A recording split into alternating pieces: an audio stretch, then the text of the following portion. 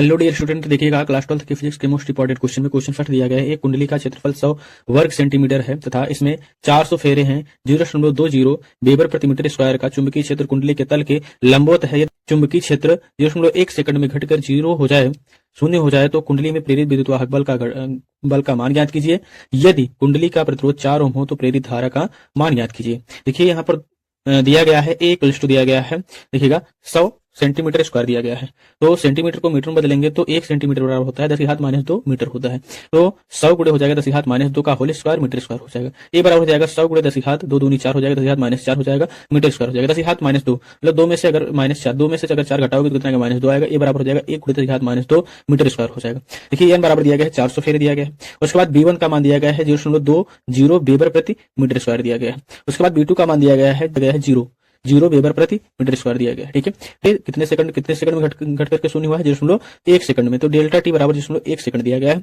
ई का मान पूछ रहा है। ई बराबर होता है -n into delta phi upon delta T होता है। इक्वल हो जाएगा -n delta phi equal to होता है बी ए के। ठीक है, चुंबकीय flux phi equal to B A बटे हो जाएगा डेल्टा टी के। ठीक है, इक्वल हो जाएगा -n ए इंटू डेल्टा बी बटे डेल्टा टी हो जाएगा। इक्वल हो जाएगा -n ए डेल्टा बी को लिख सकते हैं b2 - b1 बटे हो जाएगा डेल्टा टी के। ठीक है, वैल्यू रखिएगा। ई बराबर एन का वैल्यू है देखिए 400 है तो -400 गुणे 1 गुणे ए का मान 1 गुणे 10⁻2 गुणे हो जाएगा 0 b1 और b2 का मान 0 - 0.20 बटे हो जाएगा 0.1 हो जाएगा। ठीक है, ई बराबर देखिएगा यहाँ से माइनस होगा, यहाँ पर माइनस 0 में से अगर बड़ी संख्या घटेगी तो माइनस ही आएगा।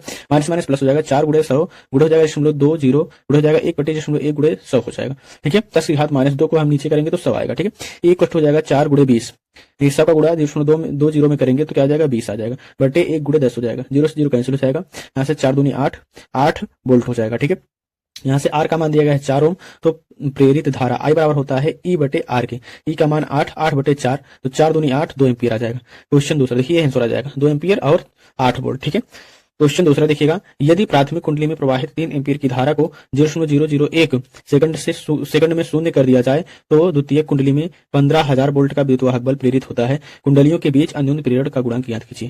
देखिए डेल्टा आई बराबर दिया गया है 3 एम्पीयर और डेल्टा टी बराबर दिया गया है 0.001 सेकंड, इसको लिख सकते हो 10⁻³ सेकंड।